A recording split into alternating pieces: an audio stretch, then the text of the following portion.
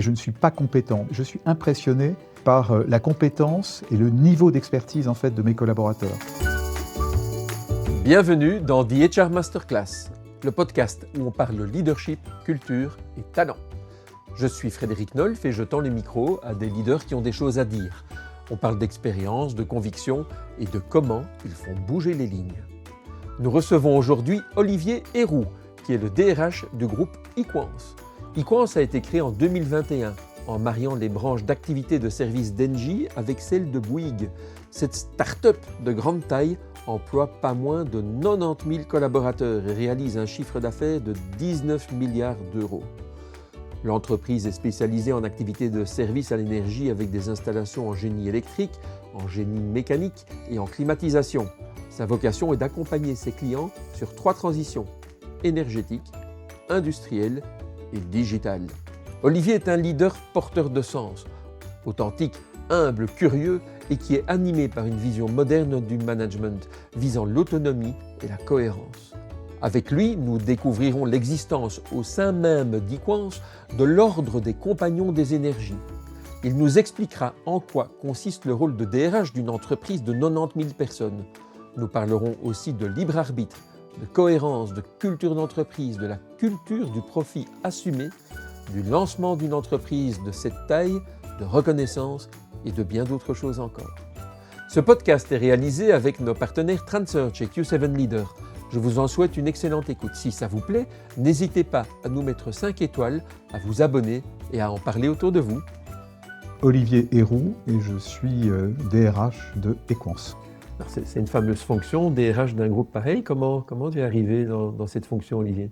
Je dirais, j'ai envie de dire à la fois c'est le fruit de rencontre et sans doute le fruit de 30 ans d'expérience dans ce métier de RH qui a fait qu'en janvier 2021, j'ai eu la chance en fait de croiser le chemin, la route d'un garçon qui venait d'être embauché par le groupe Engie, qui venait de Vinci Construction. C'était l'ancien patron de Vinci Construction qui s'appelle Jérôme Stubler, et qui, Jérôme, avait été appelé chez Engie pour porter un projet qui à l'époque s'appelait Bright, qui était tout simplement en fait un carve-out des activités de service qui était dans le groupe Engie et qui avait vocation en fait à être constitué d'abord en entité économique autonome avant d'être vendu.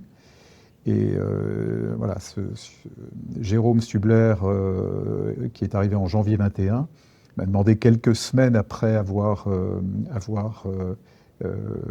réfléchi en fait à la manière de porter ce projet, m'a demandé de le rejoindre en fait pour l'accompagner, en particulier sur les sujets ressources humaines, ce que j'ai accepté volontiers et même avec grand plaisir, puisque ce sont des métiers que moi je connaissais bien, puisque avant d'être finalement RH chez Engie, j'étais RH en fait dans un certain nombre d'entreprises de services à l'énergie, que ce soit en France, en Belgique, en Hollande. Et donc ça a toujours été quelque part en fait à la fois une vocation d'être RH, mais aussi une vocation de travailler dans ces métiers, dans ces activités de service que je considère comme étant, parce que sans doute people intensive, elles ont vocation en fait à être des entreprises humaines, et que la fonction RH en fait s'exerce à plein dans ce type d'activité, dans ce type de métier.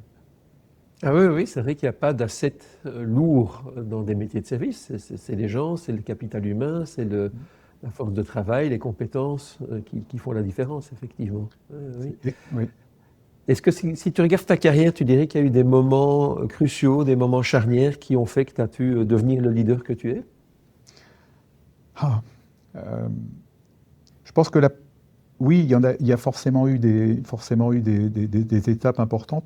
La première étape qui a sans doute été importante, c'est mon premier poste en fait de DRH généraliste, qui est intervenu 4-5 ans après le début de mon expérience professionnelle, quand j'ai eu la chance en fait d'être choisi pour partir à Strasbourg. À l'époque, je travaillais sur Paris ou la région parisienne, et l'entreprise dans laquelle je travaillais venait d'acquérir un certain nombre d'entreprises, et donc il y avait un sujet de regroupement et de construction, de transformation même en fait de l'organisation. Et on m'a choisi pour partir donc à Strasbourg pour occuper ce poste de DRH. J'avais pas 30 ans.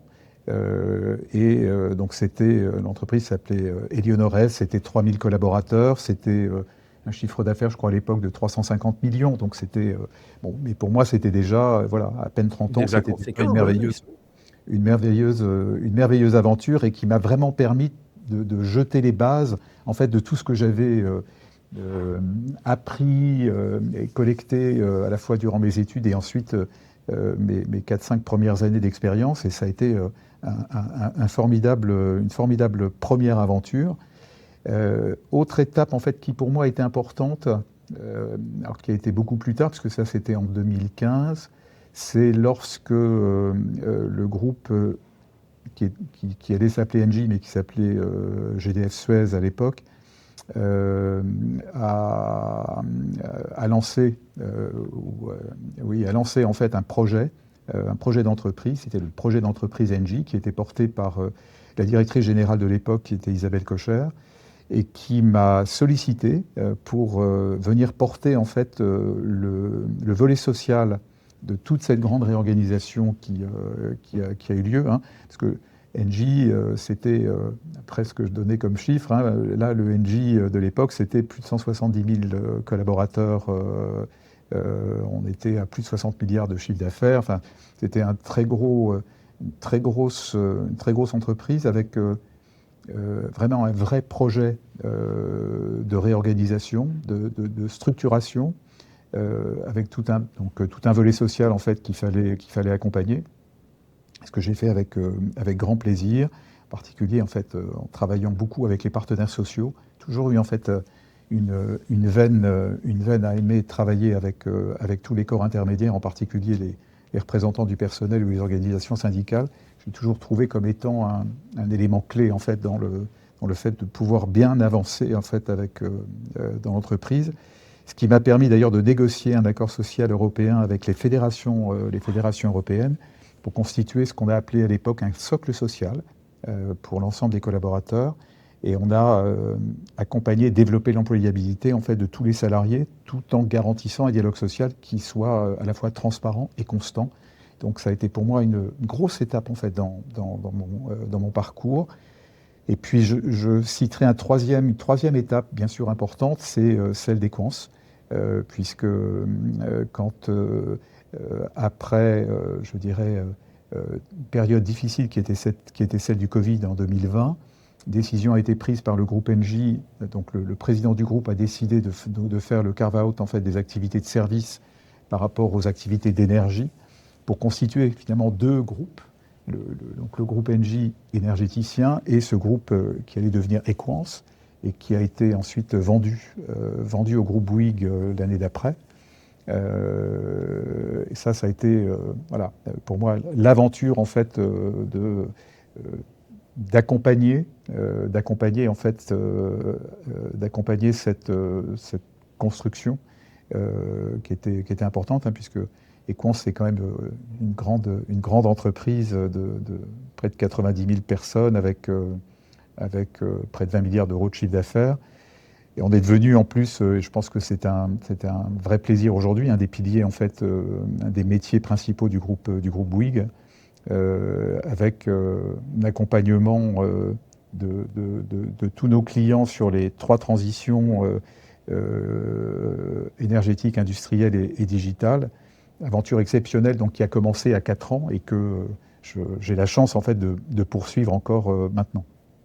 Je serais intéressé d'en parler plus tard dans cette conversation, de comprendre comment on lance une boîte de 90 000 personnes, un géant, comment on démarre un géant, et puis ce que ça comporte aussi comme opportunité, comme risque. Mais on va y revenir un petit peu plus tard, si tu le veux bien, parce que J'aimerais comprendre dans ta carrière quelles ont été tes sources d'inspiration, que ce soit des gens, des lectures, des principes. Qu'est-ce qui a pu t'inspirer dans ta carrière? Alors, ce qui m'a inspiré dans ma carrière, euh, plutôt des gens. Plutôt des gens qui m'ont inspiré, en particulier des patrons qui m'ont fait confiance, qui m'ont donné l'opportunité de grandir. Euh, Mon premier patron, celui qui m'a mis le pied à l'étrier, qui m'a appris ce que c'était qu'être DRH.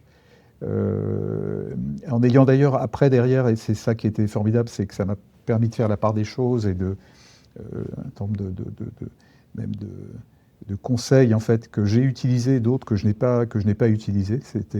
Ça m'a beaucoup servi. Euh, et ensuite, c'est plutôt des patrons opérationnels. Donc, j'ai eu successivement un patron en fait dans des activités de service en fait qui m'ont premier patron dans les activités de service en fait que j'ai eu qui m'a beaucoup inspiré, qui s'appelle Jérôme Tolo. Et puis, bien sûr, en fait, le dernier en date, hein, Jérôme Stubler, qui lui est le patron d'Equans et avec lequel aujourd'hui je travaille la main dans la main. Et pourquoi ces gens-là m'ont inspiré? Parce que ce sont tous en fait des grands leaders, des gens qui ont une vraie vision ambitieuse, qui ont une énergie sans limite, qui ont une passion dévorante en fait pour le rôle qui est le leur. Et ce que j'aime en fait dans l'inspiration qu'ils me donnent à moi, c'est qu'en même temps ils ont cette capacité à embarquer les équipes dans les projets, dans leurs projets. Et ça pour moi ça a été, c'est source d'inspiration extrêmement grande. Là où par rapport à la question que tu m'as posée, je suis pas tellement groupie en fait de grands leaders externes parce que moi j'ai besoin de travailler avec les gens, j'ai besoin de les côtoyer dans leur quotidien pour me sentir nourri de quelque chose.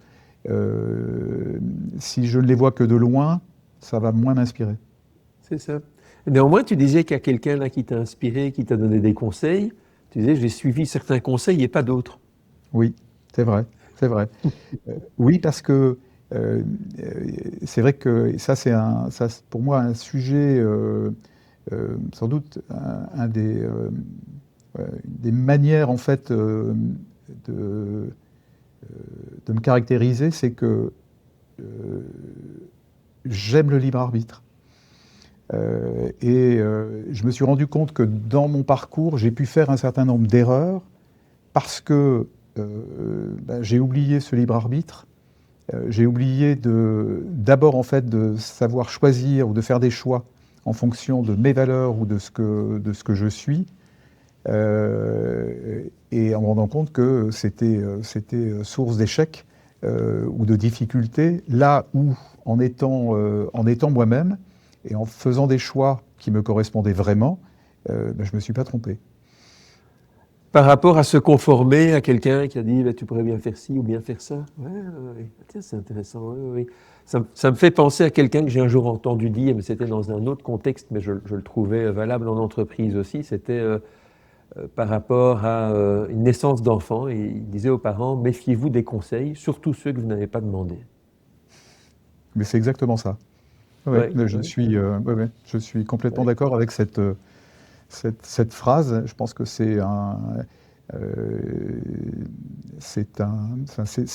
encore une fois, c'est le meilleur moyen de ne pas arriver à ses fins et de faire des choix qui sont pas les bons, parce qu'on sait on sait, en tout cas on apprend au fur et à mesure en fait qu'on n'est pas le meilleur dans cette voie-là.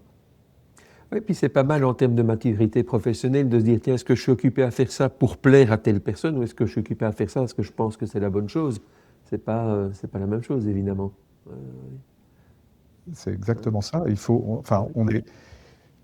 Je pense qu'on n'est pas là pour plaire. Et je pense que dans notre métier, d'ailleurs dans notre métier de RH, moi je l'ai appris d'ailleurs, j'ai au moins 2 exemples en tête en fait sur lesquels je pense que je me suis, je me suis trompé, ou en tout cas, les choix que j'avais pu faire, en fait, qui étaient plutôt inspirés par des gens qui se disaient de bons conseils, je me suis rendu compte que ce n'était pas le cas.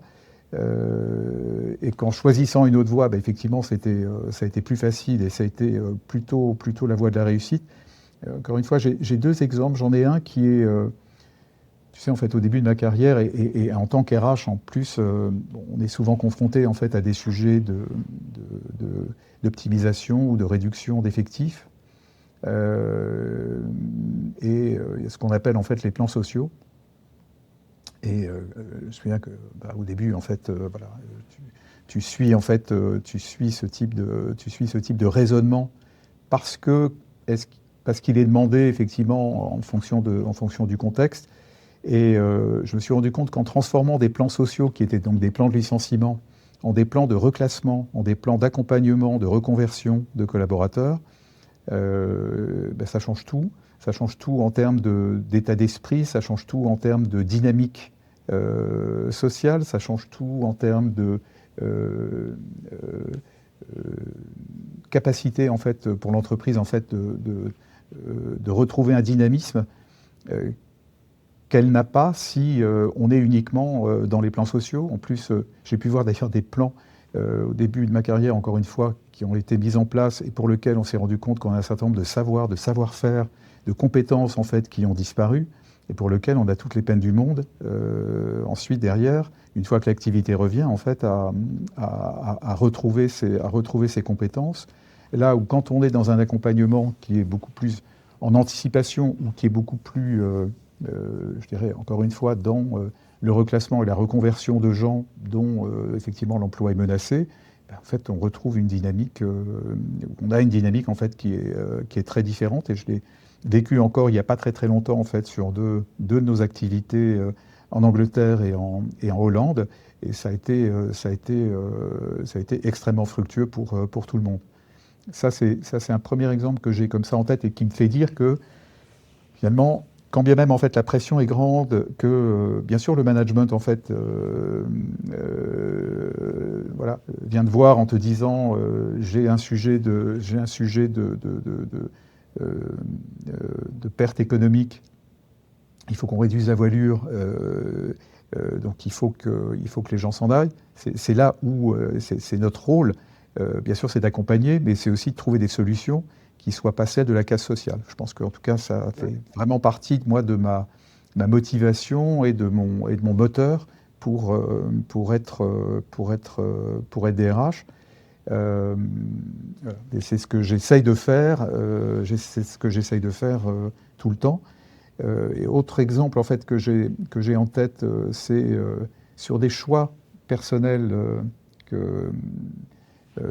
sur lequel, quand il y a des choix personnels en termes d'évolution, et lorsque tu prends conseil et que ces conseils en fait se transforment un peu en que finalement l'ambition qui est la tienne est un peu manipulée par d'autres. On se retrouve en fait à faire des choix qui sont pas les bons ou être un peu perdu dans ta décision. Ça m'est arrivé une fois, vraiment d'avoir été pendant plusieurs semaines incapable en fait de trouver la bonne voie jusqu'au moment où là j'ai pris le recul qu'il fallait prendre et en me disant c'est de cette façon-là en fait qu'il faut que j'agisse et pas une autre. Et c'est là où je suis retombé sur mes pieds et j'ai pu avancer. Donc vraiment un sujet pour moi important ou un conseil que je me fais et que je fais à d'autres en fait, c'est de dire vraiment il faut que le choix que tu fais ce soit le tien et ce soit surtout pas en fait celui qui fasse plaisir à quelqu'un ou qui t'a été commandité par un autre. C'est vrai que les restructurations, ça fait partie du métier RH. Tôt ou tard, on est confronté à...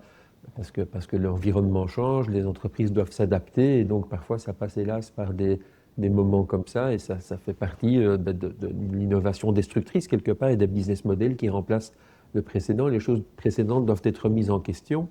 Je me suis déjà laissé dire que c'est peut-être là qu'on teste les capacités professionnelles d'un DRH, parce qu'on se retrouve en pleine injonction contradictoire et paradoxale entre les intérêts de l'entreprise, peut-être de l'actionnaire, peut-être de la direction, et puis les intérêts des gens.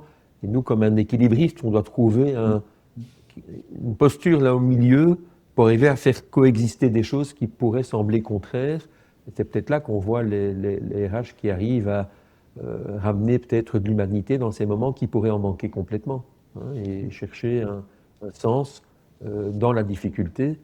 Je trouve que ce sont des moments très formateurs aussi dans une carrière. Alors, ce n'est pas ceux qu'on préfère en général, mais ils font partie du métier. Je considère que c'est absolument essentiel si on veut avancer et être reconnu, apprécié en fait pour ces qualités-là. Je dirais encore une fois en fait d'avoir cette comment dire, cette manière très personnelle de faire des choix. Moi, chaque fois en fait que finalement il faut avoir de la personnalité. Je pense que c'est important.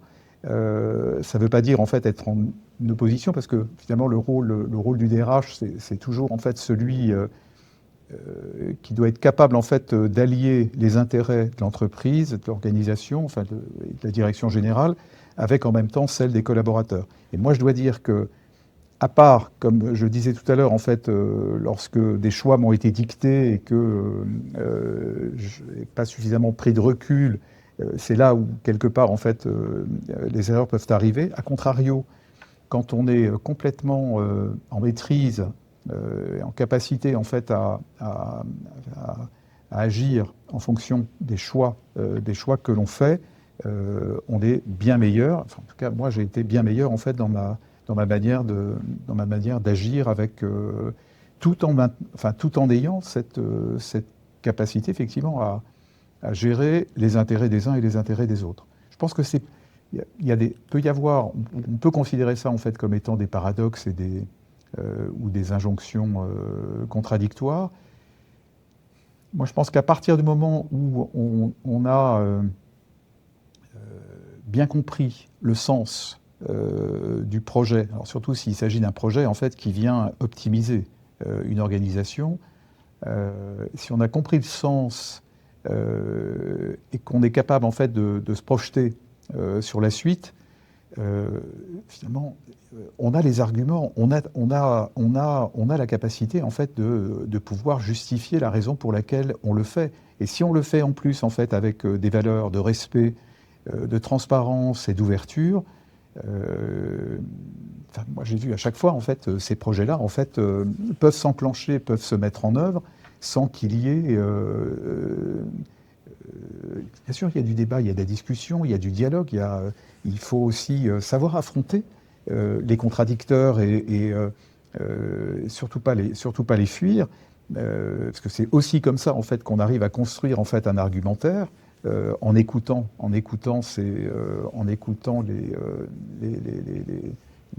les autres parties, mais on arrive vraiment au bout du bout en fait à construire quelque chose en fait qui soit cohérent et qui soit fait en plus dans l'intérêt effectivement de tout le monde. Tu as dit, Olivier, pour être DRH, il faut de la personnalité.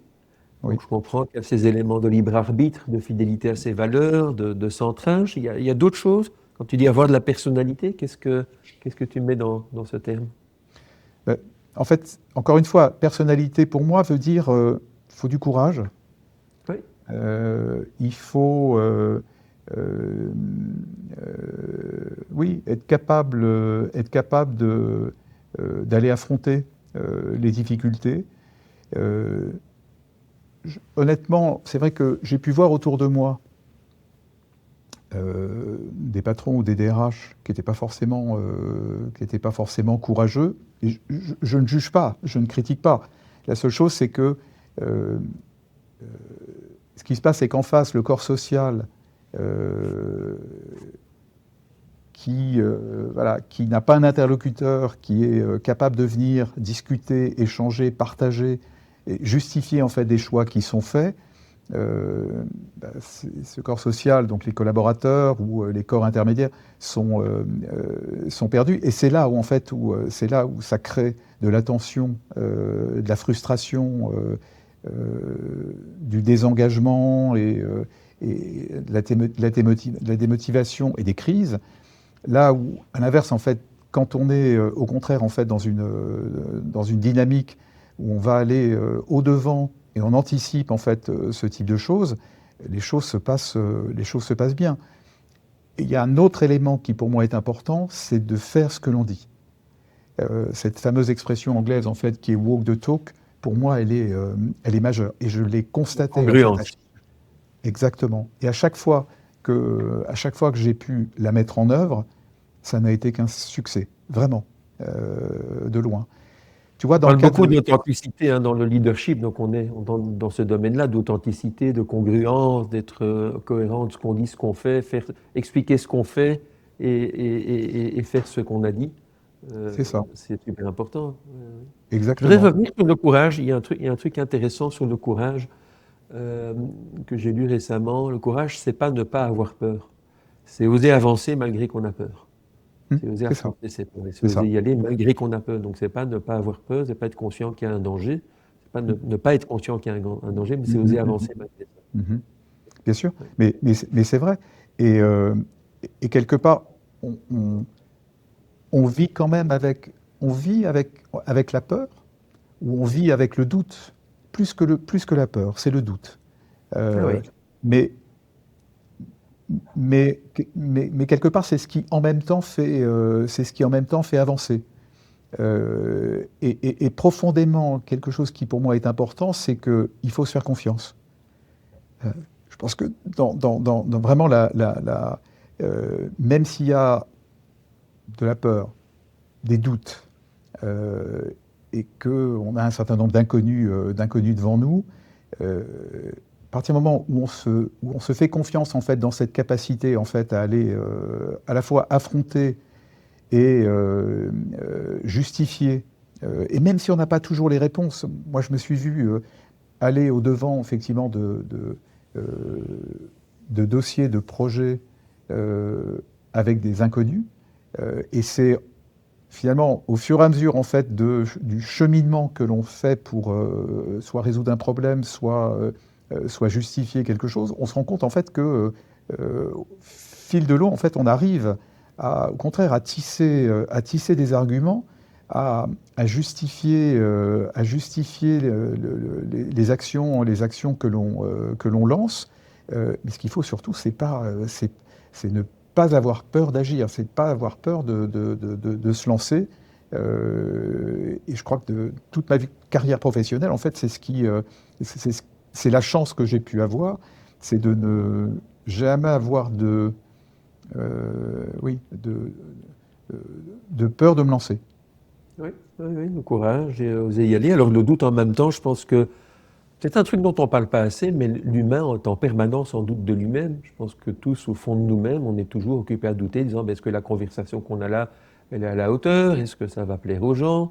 Est-ce que ce que j'ai prévu de faire demain, je vais arriver à le faire? Enfin, ce doute, il nous accompagne en fait en permanence. Il ne doit pas nous paralyser. Il ne faut pas qu'il nous empêche d'avancer. Il faut simplement qu'on soit conscient que rien n'est gagné d'avance. Et puis, c'est très sain de douter. Vous avez lancé cette société, là, 90 000 personnes d'un coup, start-up de 90 000 personnes. Comment ça se passe concrètement quand on démarre comme ça un grand bâtiment là, avec plein de gens d'un coup? Écoute, ça se passe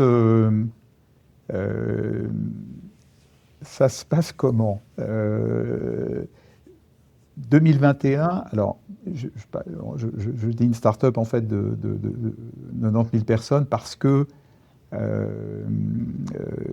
la fois on avait, je dirais, des entreprises organisées, qui existaient, parce que en fait finalement c'est un apport en fait d'un portefeuille d'activités qui existait déjà dans un certain nombre de pays. Et je l'appelle start-up parce que c'est vrai que c'était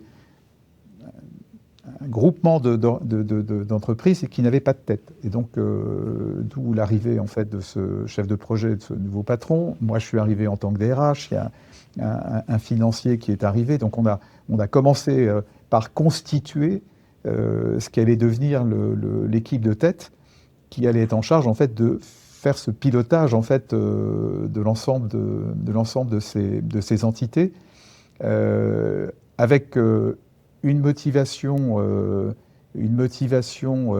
qui était de se dire on doit constituer en fait cette organisation pour la rendre la plus attractive possible, puisqu'on avait un objectif en fait qui était de la vendre. Donc il y avait une grosse mobilisation en fait pour encore une fois constituer cette équipe de tête avec un sens déjà en fait pour nous ça a été important, c'était de trouver la raison pour laquelle en fait Equance devait se constituer comme ça, activité porteuse de sens, et le sens c'était décarboner, digitaliser en fait les infrastructures, c'était réindustrialiser les territoires, c'était accompagner les clients en fait dans leur transition. C'était des projets essentiels tournés vers l'avenir.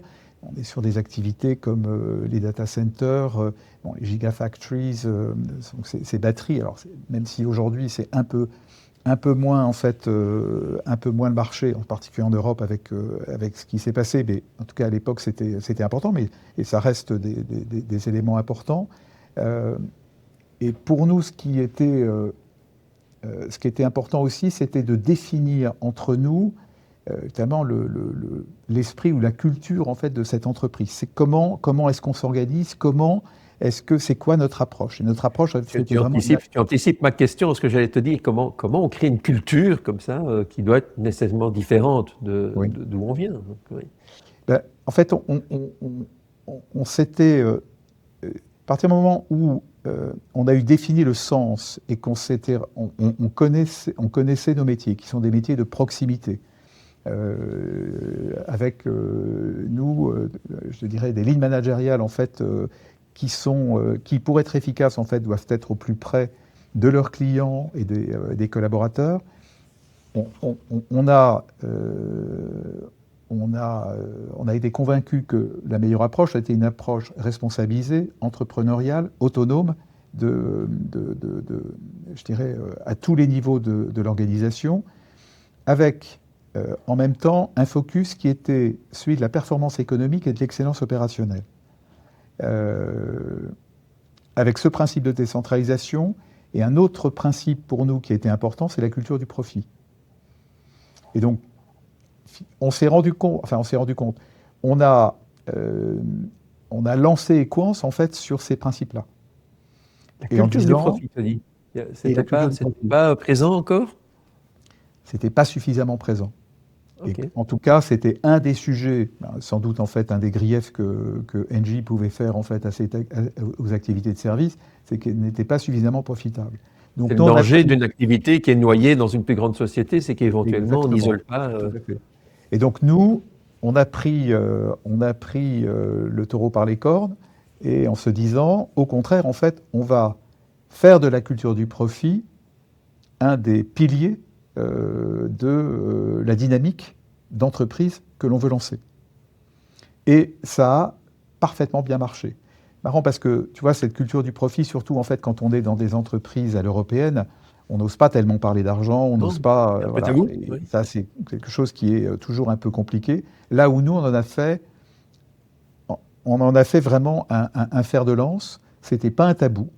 Et en plus, c'est même quelque chose en fait qu'on a partagé avec tous les collaborateurs, y compris les compagnons, donc les ouvriers, même nos organisations syndicales, nos représentants syndicaux, pour expliquer que si on veut se développer, si on veut grandir, si on veut même entre guillemets séduire, à l'époque on était en plus dans une phase en fait de vente auprès du plus offrant. Il faut absolument qu'on affiche en fait une dynamique aujourd'hui, enfin à l'époque on n'était pas très performant, et de dire notre ambition en fait c'est de l'être. Alors comment on insuffle ça? Comment on insuffle ça concrètement? Comment on insuffle cette culture du profit concrètement? On va alors il faut du temps. Enfin, il faut du temps et de l'énergie pour aller convaincre en fait à tous les niveaux. C'est vraiment un principe en fait de cascade. Alors, je t'ai expliqué que bon, nous, on est quand même en fait une culture en fait très bottom-up, mais sur ces sujets-là, qui étaient des sujets majeurs pour arriver en fait à embarquer tout le monde, on a construit un discours et un message qu'on est allé porter à chacun des patrons, et on a fait cascader en fait cette dynamique en fait à l'ensemble, en ayant choisi un certain nombre d'interlocuteurs ou d'acteurs clés pour venir en même temps relayer, donc des ambassadeurs en fait de cette dynamique. Et je ne vais pas dire que ça a fonctionné tout de suite, mais quand même, en l'espace de quelques mois, on a inversé la tendance. Je crois que la chance qu'on avait, c'est qu'en 2021, on avait des organisations, des entités qui avaient quand même conscience que sur le plan de la dynamique de la performance, ce n'était pas suffisant. Les gens étaient extrêmement fiers, et ils pouvaient l'être, et ils le sont encore, tant mieux, fiers en fait de leur savoir-faire et des activités qui sont les leurs. Mais il y avait quand même une chose qui manquait, c'était, encore une fois, la performance économique en fait associée en fait à nos métiers. Et le fait de quelque part de dire aux gens, n'ayez pas peur, encore une fois, et allez vendre en fait vos activités, vos offres de services au meilleur prix, auprès de clients qui aujourd'hui en fait sont ravis de travailler, enfin de nous faire travailler. Mais je me souviens de l'expression que notre patron, hein, Jérôme, en fait, a eu un jour en face en fait même du comité de direction, c'est de dire il faut que nous soyons fiers de ce que l'on fait. Et être fier de ce qu'on fait, dire qu'au-delà du savoir-faire technique, c'était en même temps savoir, je dirais, se faire rémunérer, offrir des prestations au bon niveau de prix. Et ça a été une dynamique qu'on a travaillé pendant toute la première année en fait, de la création d'Equance, associée à l'excellence opérationnelle, c'est-à-dire que toute cette compétence technologique en fait, qui est la nôtre et qui est aujourd'hui reconnue par tous nos clients, cette association a fait que ça a fonctionné. Avec un troisième pilier pour nous qui était important, c'est le volet managérial. On aime à dire, alors, après derrière, est-ce que c'est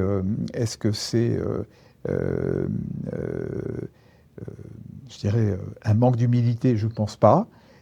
Mais on aime à dire en fait que notre entreprise est une entreprise humaine.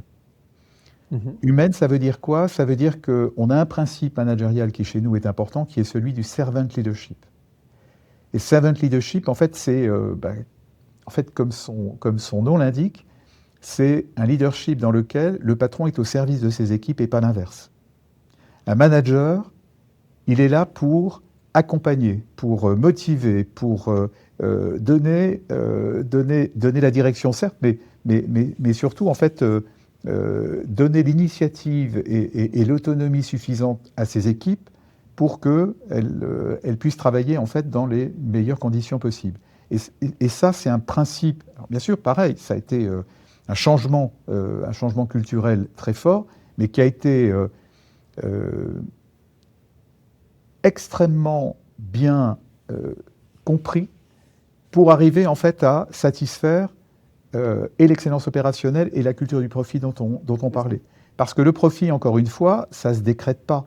Il va falloir aller chercher auprès des clients et avec les équipes, je dirais, aller décrocher des contrats, aller faire nos offres. Et tout ça, ça ne se fait pas par le haut, ça se fait vraiment par le bas. Mais pour le faire par le bas, encore faut-il que les collaborateurs se sentent suffisamment autonomes, suffisamment responsabilisés pour pouvoir le faire. Et en fait, c'est cette alchimie en fait, de ces trois éléments qui ont fait que Equance a commencé à être embarqué, à commencer en fait à bouger et à devenir en fait voilà, l'entreprise dans laquelle on est. On a été très souvent qualifié en fait d'entreprise TGV. En tout cas, c'était comme ça qu'on nous qualifiait au début, en particulier par les collègues en fait de Bouygues quand on est arrivé. Mais comme j'expliquais souvent à l'époque, je disais oui, mais c'est normal parce que nous, c'est pas parce qu'on a envie d'aller plus vite que les autres, c'est parce qu'en fait, on a un besoin de se développer et de constituer en fait nos bases solides pour pouvoir être satisfaire en fait l'ambition qui est la nôtre. Et ça, on ne pouvait pas le faire. Il fallait qu'on le fasse en fait le plus rapidement possible. Et en plus, c'était inconscient. Ça, c'est un peu un paradoxe. C'est que les gens, c'est vrai que les gens en fait ont été extrêmement engagés, ont bossé, mais comme des fous pour arriver en fait à satisfaire cette ambition. Et en même temps, tout le monde savait que, même si c'était épuisant, il fallait qu'on le fasse si on voulait réussir. Et donc, ça a été, et c'est les 90 000 collaborateurs qui sont embarqués dans cette aventure-là. Je trouve ça dingue ce dont on parle là, parce qu'effectivement, on décrit là le changement de paradigme de devenir une entreprise de service où le service est au centre, qui nécessite de l'agilité, de la rapidité. Tu as utilisé le terme TGV, le service. Il faut être rapide, il faut comprendre les besoins des clients qui évoluent. Tu as parlé de transition, les 3 domaines de transition dans lesquels vous êtes. Ça nécessite une culture comme ça. Tu ne pourrais pas l'imaginer avec une culture de cycle long. On dit on attend et puis les choses vont se faire naturellement. Donc c'est un parfait exemple pratiquement académique de en quoi la culture doit être adéquate pour permettre à un business model d'exister et de délivrer du résultat. C'est un très très bel exemple. Merci Olivier de partager tout ça. Je trouve que c'est magnifique. Tu as utilisé un terme de compagnon. Oui. Le compagnon, c'est pas un terme choisi au hasard. Non, et ça et tu vois, et on est fier de ce terme parce que compagnon, c'est un terme en fait dont nous héritons aujourd'hui en fait du groupe Bouygues, que nous n'avions pas, on les qualifiait pas à l'époque d'Equance en fait quand on était chez Engie en fait, voilà, on avait des techniciens, on avait des ouvriers. On peut avoir des travailleurs, comme on dit en Belgique, mais ce terme de compagnon, voilà, c'est un héritage du groupe Bouygues dans les métiers du BTP, de la construction et du bâtiment. Ces compagnons qualifient en fait les blue collars, hein, c'est toute cette population qui aujourd'hui crée la valeur, crée la richesse en fait de nos organisations. Nous on est là et les managers sont là pour animer tout ça, pour mettre en place les choses. Mais ceux qui font vraiment le travail et qui encore une fois sont les productifs, les vrais opérationnels, c'est bien toute cette population de compagnons. Et pour nous, c'est un terme très noble. C'est très très noble, hein. Ça vient des corporations de métiers moyenâgeuses, des bâtisseurs de cathédrales, etc. C'est très très noble. On est dans cet esprit. Okay. On est complètement dans cet esprit de compagnonnage. Avec une guilde, non? Vous avez une reconnaissance. Oui. Et donc on a mis en place, et ça encore une fois inspiré par les compagnons du Minorange dans le groupe Bouygues, on a mis en place un ordre qui est celui des compagnons des énergies. Donc propre donc à nos métiers de service, dans lequel donc on a aujourd'hui 450 compagnons des énergies en France, en Belgique et en Suisse. On est en train de l'étendre en fait à d'autres pays. Et là, c'est la reconnaissance plus particulière en fait de compagnons qui eux incarnent à la fois les valeurs de respect, des valeurs de transmission, des valeurs d'engagement, des valeurs de pionniers, des valeurs de sens du service. Hein, c'est les 5 valeurs aujourd'hui d'Equance et également du groupe Bouygues. Et ce sont des gens qui ont des compagnons qui ont un savoir-faire, un savoir-être qui est un modèle pour l'ensemble des autres compagnons. Et ça, cette reconnaissance, en fait, elle est extrêmement importante, tu vois, par rapport aux trois éléments en fait, dont je parlais tout à l'heure. Elle a contribué en fait, à amplifier encore davantage en fait, la dynamique globale en fait, que l'on a. Et tu vois, je dirais que, je vais parler comme ça de juge de paix. On a deux grands indicateurs aujourd'hui en fait, qui nous font dire qu'on est sur la bonne voie. Le premier, c'est un indicateur en fait, qui est celui du taux d'émission. Je pense que pas mal d'entreprises en fait, peuvent avoir le même. Mais nous, on est aujourd'hui en fait, à un taux d'émission qui est en dessous de 8% au sens global. Et en 3 ans, je crois que c'est 7,6% de moins par rapport en fait, à ce qu'on avait quand on a démarré Equans. Wow. Et ce qui pour nous est un signal formidable de gens qui, à l'époque, partaient parce que soit ne se reconnaissaient pas en fait, dans le modèle Equans ou voilà, n'y croyaient pas, n'avaient pas forcément envie de rester, à aujourd'hui, en fait, au contraire, en fait, une population qui, voilà, des équipes en fait, qui ont vraiment envie d'être engagées et de s'engager dans la durée. Et le deuxième grand indicateur, c'est notre enquête d'engagement. Okay. Enquête d'engagement que l'on fait tous les ans, qui s'appelle ECHO, et qui, cette année encore, on l'a fait depuis 3 ans, et cette année encore, en fait, on a plus de 91%, 91% de gens qui se disent fiers en fait, de travailler pour Equans. Et c'est 65% en fait, 65% en fait de l'ensemble de la population, y compris les compagnons en fait, qui ont répondu à cette enquête, voilà, et qui nous disent aujourd'hui, voilà, à plus de 90%, on est fiers de travailler pour Equans. C'est génial, quelle belle réussite pour une entreprise, voilà, qui a fait cette mutation et ce changement culturel. Je voudrais revenir 2 secondes sur les compagnons des énergies. On les identifie, ils sont connus, ils sont visibles dans l'organisation. Bien sûr. Oui, on bien sûr. le sait comment, on le voit comment. Ils ont un signe distinctif, un pince. Oui. C'est vrai, oui.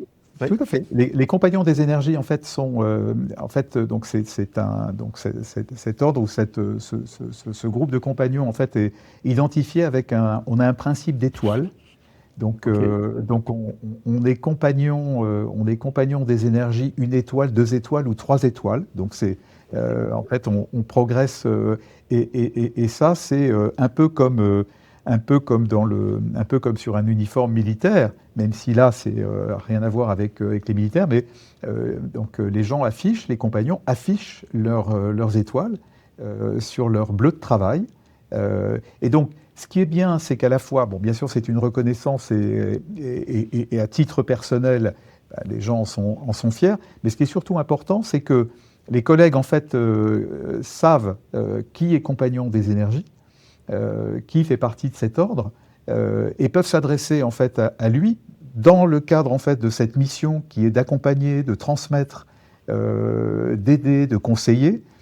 C'est le rôle d'ambassadeur en fait que jouent les compagnons. Et donc aujourd'hui, voilà, tous ces compagnons sont parfaitement connus, reconnus, et au-delà en fait encore une fois de la fierté personnelle, et ils peuvent l'être. Ce qui est surtout important, c'est tout ce qu'ils peuvent transmettre, donner, inspirer auprès des autres collègues. Et très souvent, d'ailleurs, des compagnons des énergies me disent on peut avoir des collègues en fait, qui ont un doute, qui s'interrogent, qui se posent des questions, ou qui, dans le cadre en fait, de conditions de travail pour lesquelles il y a des difficultés de chantier, le compagnon des énergies est là pour venir aider, pour venir accompagner. La voix, la parole du compagnon des énergies est plus qu'appréciée, elle est véritablement entendue. Personne de confiance, c'est une personne Exactement. de confiance. Exactement. Ce que je trouve remarquable, c'est que vous êtes compte des valeurs de la société aussi, il n'y a pas que les éléments techniques. Tout à fait. Tu sais, dans la société où j'étais DRH, qui était très basée sur la science, on avait créé quelque chose de similaire qui s'appelle les fellows, qui étaient des gens qui avaient fait des innovations scientifiques majeures. Et là, on allait jusqu'à leur donner du temps. On avait dit, vous pouvez libérer 20% de votre temps de travail pour travailler sur vos propres sujets de recherche, parce qu'on ne veut pas que vous soyez trop cadré, cadenassé pour votre créativité. Et ce qui avait fait dire au fondateur de la société, qui était lui-même un éminent scientifique, mais qui avait aussi la particularité d'avoir beaucoup d'humour, il m'a dit, mais tu crois qu'ils ont attendu qu'on les autorise à travailler sur ce qu'ils veulent? Bien sûr, bien sûr, bien sûr. Dans un parcours de leadership, donc il y a toutes les joies. Est-ce que tu as aussi connu des échecs, Olivier? Est-ce que tu as aussi connu des périodes d'échecs ou d'erreurs manifestes? Oui. Oui, enfin, on en connaît tous. Je vais revenir à ce que je disais tout à l'heure. Je les ai connus parce que, encore une fois, le choix que j'ai fait n'était pas le mien et m'a été dicté, ou je me suis fait influencer en fait là où je n'aurais pas dû. C'est le cas dans le choix d'un collaborateur. C'est le cas dans le choix d'un collaborateur ou dans le choix d'un patron. Et je me suis vu effectivement essuyer des échecs. Et ça, c'est des échecs en fait qui sont très désagréables. Très désagréables parce que moi, j'ai une telle conviction ou un tel attachement en fait au respect des collaborateurs que quand je me suis retrouvé à faire ces mauvais choix, finalement l'échec, je le vivais moi, mais je le vivais aussi à travers en fait l'échec de la personne pour laquelle voilà, le mauvais choix avait été fait. Et ça, c'est chaque fois pour moi, ça a été des moments de questionnement extrêmement importants. Des échecs, j'en ai connu également. Un qui, encore une fois, qui est lié en fait à une motivation qui n'était pas la mienne. C'est lorsque j'ai postulé sur un poste dans lequel on m'a poussé dans le dos pour y aller, là où au fond de moi, et honnêtement, et je m'en suis rendu compte après, j'étais peut-être un peu jeune à l'époque, et je me suis rendu compte que voilà, j'ai fait un parcours de recrutement qui s'est révélé être un échec, et que j'ai très mal vécu. Et la leçon que j'ai tirée de tout ça, c'est de me dire, mais finalement, je n'aurais jamais dû y aller. Et j'aurais jamais dû y aller, et en me disant, tu savais que tu n'aurais pas dû y aller. On revient au libre arbitre, on revient à ce que tu as dit tout au début de cet entretien, de l'importance de se connaître et puis de faire les choix, quels qu'ils soient. Ouais. Pour moi, c'est quelque chose qui a toujours été un vrai leitmotiv. Et ça, c'est l'avantage en fait quand on vieillit et quand on commence à avoir de l'expérience, c'est que on commence en fait là, cette fois-ci, en fait, à savoir assez vite en fait où on doit aller ou quels sont les choix en fait qu'on peut faire. Oui. Olivier, tu es DRH d'une boîte de 90 000 personnes. En Belgique, il n'y en a pas. Il faut qu'on aille vers nos voisins français pour en trouver. C'est quoi fondamentalement le rôle d'un DRH d'une boîte d'une taille comme ça? Alors, mon rôle, il est, je l'ai dit tout à l'heure, l'avantage que l'on a, je ne sais pas si c'est un avantage, mais en tout cas c'est le modèle managérial et culturel de notre organisation, c'est qu'on est très bottom-up, très décentralisé, avec une organisation vraiment au plus près du terrain. Ce qui fait que un garçon comme moi, finalement, je suis DRH en fait d'une d'une organisation qui est composée de patrons, de chefs d'entreprise, qui, eux, agissent à leur niveau en fonction de leurs propres convictions. Ces convictions étant bien entendu organisées, structurées en fait dans un cadre de référence, qu'on appelle d'ailleurs les fondamentaux chez nous.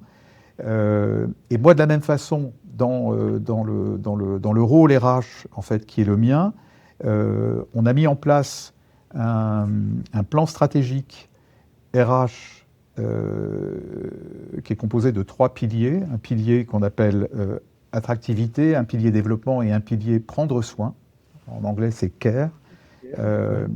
Pour lequel mon rôle, c'est d'accompagner et de recommander un certain nombre d'actions, de réflexion, de modèles, pour lesquels chaque organisation, que ce soit de la part d'un manager ou de la part d'un RH, est à même en fait de choisir ou de ne pas choisir. Chez nous, et c'est ça que je trouve génial en fait aujourd'hui en fait de mon rôle, c'est que je suis dans la recommandation, je suis dans l'accompagnement si on me le demande, mais je n'impose rien. Alors, on a quelques sujets quand même qui sont forcément régaliens, mais pour bon nombre en fait des actions RH qui sont lancées sur le terrain, elles sont à la main des opérationnels. Donc on a quelque chose qui est très bien structuré, très bien défini, mais encore une fois, qui relève davantage de la recommandation que de l'imposition de quelque chose. Et ça crée en fait une richesse, une souplesse, une agilité dans nos modèles qui aide l'organisation en fait à avancer, comme on l'a vu tout à l'heure, en fait aussi vite et bien que ce qu'on fait depuis 4 ans. Oui, tu es un créateur de possibilités. C'est ça. On peut appeler ça comme ça. Et tu vois, ici, moi, je suis DRH, bien sûr, il y a 90 000 personnes. À la DRH Group, nous ne sommes que 15. Et pourquoi nous ne sommes que 15 ? Et d'ailleurs, le corporate ici, en fait, n'est composé que d'une centaine de collaborateurs, parce qu'on a cet esprit, en fait, d'être vraiment au service d'eux, et on ne fait pas à la place et on n'impose pas les choses. Et les 15 collaborateurs, en fait, qui travaillent ici en RH, sont avant tout des experts. Mais ça a toujours été un driver chez moi. Je me suis toujours considéré comme étant un généraliste et pas un expert, et je ne suis pas compétent. Moi, je suis impressionné par la compétence et le niveau d'expertise en fait de mes collaborateurs, qui sont largement plus compétents que moi dans les domaines dans lesquels ils exercent leur activité. À l'inverse, j'ai deux exigences. Au-delà de leurs compétences, c'est qu'ils fassent eux-mêmes. Et donc moi, je suis terriblement lean en fait dans ma manière de faire les choses. Mais encore une fois, parce que on doit montrer l'exemple en fait vis-à-vis des. Tu peux pas imposer en fait une organisation optimisée et simplifiée si tu es 100 personnes là-haut et qu'en dessous en fait tu imposes ce genre de choix. Non, il faut être absolument cohérent. Et c'est ce qu'on a toujours été. Et là, dans le cas d'Equance, moi j'ai des gens extrêmement brillants, extrêmement pointus dans leur domaine de compétences, qui en plus sont des gens qui sont vraiment hands-on et qui font le travail, qui travaillent avec. Et quand il y a un projet sur lequel il y a besoin en fait de compétences ou de ressources en fait pour le faire, je leur dis débrouillez-vous, allez chercher en fait ces compétences en fait dans les entités opérationnelles, là où en plus il y a la vraie vie et la vraie expérience en fait dont on a besoin pour construire ou nourrir en fait le projet. Et à chaque fois, en fait, ça fonctionne très bien. Et c'est vraiment un modèle aujourd'hui dont je suis assez fier parce qu'il fonctionne très bien et on est reconnu comme tel en fait par les opérationnels. C'est très, très, très logique par rapport à tout ce qu'on a discuté sur la culture d'une boîte de service. Moi, quand je suis client de service, je veux avoir face à moi quelqu'un de compétent et qui peut décider, qui ne doit pas remonter 36 trucs. Et donc, quelque part, tu le mets en œuvre dans ton propre département en poussant les décisions le plus proche possible du client. Parce que dans le service, c'est ça qui fait la différence, c'est d'être avec des gens de qualité Exactement. qui ont les mains libres pour faire ce qu'il faut pour le client et pouvoir décider au mieux de leurs compétences. C'est ça. Oui. Donc pour moi, si tu veux le J'ai quand même modèle, un doute quand tu dis que tu n'es pas toi-même. J'ai quand même un doute quand tu dis que tu n'es pas toi-même compétent. mais ma compétence, si j'en ai une, elle n'est pas forcément technique. Elle va être davantage, en fait, Un chef d'orchestre. c'est ça, voilà, d'organiser, enfin de trouver les liens et les liens en fait qu'il faut trouver au bon moment. Et j'ai 3 principes effectivement avec mon équipe, et ça fonctionne très bien. C'est bien sûr la compétence, c'est la confiance. Mais ça, c'est le servant leader que j'essaye d'être au quotidien qui porte ça, et la transparence. Je pense que vraiment le sujet également, et chez nous d'ailleurs ça ne marche pas, chez Equans, quelqu'un qui n'est pas transparent, qui est trop individualiste dans sa manière de faire et de fonctionner, ne peut pas fonctionner chez nous. Et encore une fois, je ne juge pas quelqu'un qui a envie d'être comme ça, mais il n'aura pas sa place chez Equans. Et il vaut mieux qu'il aille exercer son talent ailleurs, mais il ne l'exercera pas chez nous. Et à partir du moment où on a, moi, mes collaborateurs, ma filière RH en fait est pareil, mes DRH de MBU, enfin mes DRH, les DRH en fait des MBU fonctionnent exactement de la même façon. Et nous fonctionnons de la même façon entre nous. Oui. Et je pense que pour certains d'ailleurs ça a été assez nouveau. C'était pas forcément en fait le modèle en fait qu'ils avaient connu auparavant, en particulier dans le groupe Bouygues. En fait, c'était là où le modèle en fait était plus centralisé qu'il ne l'est aujourd'hui. Et ils ont appris progressivement en fait à modéliser leur organisation et leur management, leur style de management différemment. Et je pense en fait à leur plus grande satisfaction parce qu'aujourd'hui, voilà, ça fonctionne et c'est performant. Oui. Alors, venant de l'industrie plus lourde et puis passant dans le service, est-ce que ça signifie aussi quelque chose pour les femmes chez vous?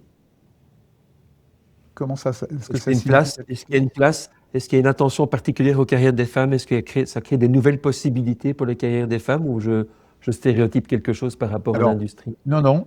Écoute, moi j'aimerais bien d'ailleurs j'aimerais bien pouvoir te dire et justifier le fait que ça peut être effectivement un modèle en fait, un modèle pour les femmes. Alors, et quand je dis ça, c'est parce que je suis un peu schizophrène sur le sujet. On est et ce que je vais dire en fait n'est pas forcément, c'est pas parce que c'est un phénomène de mode ou parce que c'est dans l'air du temps. On est absolument convaincu qu'aujourd'hui, la féminisation en fait des métiers qui sont les nôtres en fait est absolument majeure. Elle est cruciale en fait si on veut avancer. Si ce n'est qu'aujourd'hui, dans nos métiers opérationnels, nous avons énormément de mal en fait à aller convaincre, recruter des femmes, soit parce que elles ne sont pas issues des filières en fait dans lesquelles on pourrait considérer que voilà, en génie électrique ou en génie mécanique, on aimerait avoir des compétences. Malheureusement, en fait, on n'en trouve pas beaucoup sur les marchés. Mais ça, c'est vrai, quels que soient les pays dans lesquels on opère. Donc, on change un peu aujourd'hui notre modèle en fait en essayant on ouvre davantage et en disant qu'à cela ne tienne, ce qui est essentiel en fait, c'est trouver des managers, des femmes managers en fait qui souhaitent venir occuper des activités, des responsabilités chez nous. Ça continue quand même d'être un peu compliqué. Ça, je le reconnais. Alors que, comme tu viens de le dire, c'est vrai que dans un modèle en fait comme le nôtre, je pense qu'elles y trouveraient en fait une source d'épanouissement cohérente en tout cas avec des choses en fait qu'elles ont envie de faire. D'ailleurs, on le voit avec heureusement en fait les femmes qui travaillent pour nous. On a à peu près 20% de femmes aujourd'hui dans notre organisation, ce qui est finalement pas beaucoup ou pas suffisant. Non. Donc on aimerait que ça aille beaucoup plus loin. Aujourd'hui, je te dis, on a cette difficulté. surtout sur les opérationnels. Sur les fonctionnels, c'est différent. On a, bien sûr, comme ça, c'est plus facile. Mais sur les opérationnels, nous, on a, au contraire, aujourd'hui, en fait, toutes les portes sont grandes ouvertes pour arriver à accueillir et à faire grandir, en fait, des femmes qui souhaiteraient le faire, encore une fois, chez Equans. Oui, oui. Alors, on va tout doucement se diriger vers la conclusion de ce podcast. Est-ce qu'il y a des changements que tu vois venir et qui te passionnent ou qui t'inquiètent? Un changement qui pour moi est important, est important en tout cas, et je pense que tout le monde l'a en tête, c'est l'intelligence artificielle. Bien sûr. Alors, mais pour moi, l'intelligence artificielle, alors moi je suis un optimiste par nature, et l'intelligence artificielle, en tout cas les outils d'intelligence artificielle tels que je les vois, sont pour moi des outils utiles, facilitateurs, qui viennent t'aider plus que de détruire quelque chose comme certains peuvent le penser. Et là où aujourd'hui j'ai un vrai focus important, et ça va être le projet de l'année 26, va être de travailler l'intelligence artificielle au regard des compétences sur nos métiers, pour nos métiers. Donc c'est pas tellement l'IA RH, bien sûr, il y en a et on va continuer. Mais là, ce que je voudrais maintenant, c'est le projet qu'on a lancé avec les autres DRH, avec les DRH de nos entités, c'est vraiment de travailler sur à la fois l'inventaire, le ASIS en fait de nos compétences, l'évolution des techniques et des technologies, alors qui sont IA, mais pas que, c'est plutôt les nouvelles technologies au sens large, parce que la robotique vient également compléter en fait cette palette de compétences, et de voir comment cette palette va venir faciliter, augmenter finalement le travail des collaborateurs, améliorer leurs conditions de travail. On n'est absolument pas aujourd'hui dans l'obsession de se dire quels sont les postes qui seront détruits demain ou qui seront... on n'en est pas là. Alors peut-être que ça viendra dans les 10 ans qui viennent. Mais en tout cas, moi je sais, humblement ou modestement, je pense que si déjà en fait on arrive à se projeter sur les 5 prochaines années, c'est déjà bien, parce que surtout quand on parle de technologie, ça va tellement vite. Aujourd'hui, en fait, on s'appuie sur les nouvelles technologies telles qu'elles sont à notre disposition et comme elles le seront en fait sur les 2-3 prochaines années, pour qu'on commence en fait à regarder quelles sont les adaptations qui seront nécessaires, quelles sont les formations, ce qu'on appelle le reskilling ou le upskilling en fait de nos compagnons ou de nos collaborateurs. Et ça, on va mener ça. Alors sans doute d'abord en fait avec un pilote sur un métier particulier, et ensuite on va l'étendre en fait progressivement. Ce que je veux surtout pas, c'est attendre. Il faut qu'on anticipe, mais on va l'anticiper sans stress et sans agiter un chiffon rouge en disant « Ouh là là là, attention, danger ». Au contraire, en fait, ne le voir en fait que comme un élément positif et constructif de la manière dont l'amélioration des conditions de travail et l'amélioration des métiers, des compétences, en fait, vont pouvoir se faire dans les prochains mois et les prochaines années. J'aime aussi quand tu dis... Oui, pardon. Oui. J'aime aussi quand tu dis que ce n'est pas que l'AI, il y a d'autres nouvelles technologies. Je parlais récemment avec le patron, le CEO d'une grosse boîte de construction en Belgique, qui disait que lui, il veut lancer des études sur les exosquelettes, parce qu'il a envie de protéger ses ouvriers qui ont parfois des problèmes de dos après des années de travail dans ces métiers-là et tout. Et il voyait aussi d'autres technologies que l'intelligence artificielle impacter considérablement le métier pour le bien-être du personnel.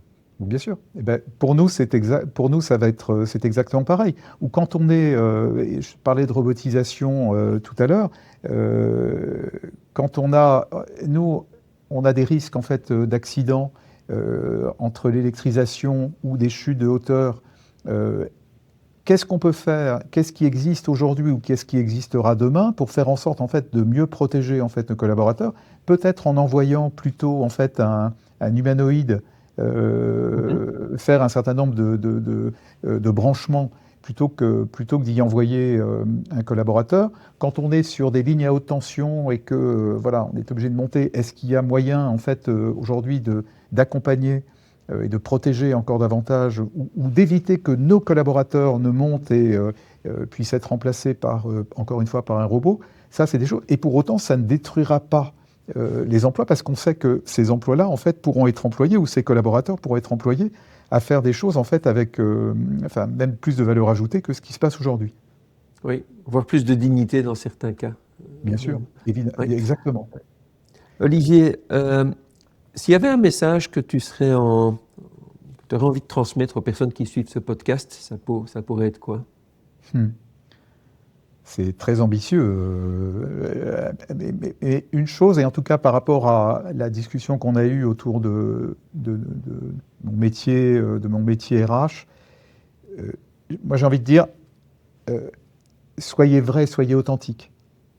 C'est vraiment important. Faites-vous confiance. C'est aussi pour moi un message qui est important. Et en même temps, il faut rester humble et concentré face au changement. Parce qu'on est... Voilà. J'ai pas forcément peur, mais je peux avoir des doutes. Et je pense que c'est ce qui me fait avancer. Mais en même temps, je me fais confiance. Et la dernière chose qui pour moi est importante, c'est il faut savoir être curieux. Et une des curiosités la plus formidable, et moi j'ai cette chance en fait en tant que DRH, c'est d'apprendre de tout et de tous. Et je pense qu'il faut qu'on continue à être dans cette dynamique en fait de curiosité, en particulier auprès des autres. Et s'il y avait un message ou un conseil que tu pouvais te donner à toi-même en début de carrière, ça pourrait être quoi?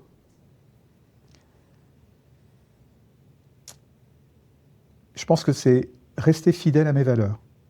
C'est une chose, là où j'ai pu faire des erreurs, là où je me suis trompé, ou là où on m'avait dit « mais non, mais tu peux te décaler par rapport à tes valeurs ». Non. En fait, je me dis aujourd'hui, vraiment, je suis définitivement convaincu qu'il faut que je reste fidèle à mes valeurs. Et la dernière chose, et comme je l'ai tous les jours, c'est prendre du plaisir à faire ce que je fais. Parfait. Quelle magnifique conclusion. Et puis moi, en tout cas, j'ai pris beaucoup de plaisir à cette conversation. Je te remercie, Olivier, de t'être engagé comme ça. Merci à toi, Frédéric. Dans cet exercice. Un grand plaisir à moi. Merci. C'était The HR Masterclass, le podcast où on parle leadership, culture et talent. Ce podcast est réalisé avec nos partenaires TrendSearch et Q7 Leader. J'espère que cet épisode vous a inspiré. Si ça vous a plu, n'hésitez pas à mettre 5 étoiles dans votre programme de podcast, à vous abonner et à en parler autour de vous. À bientôt pour un prochain épisode.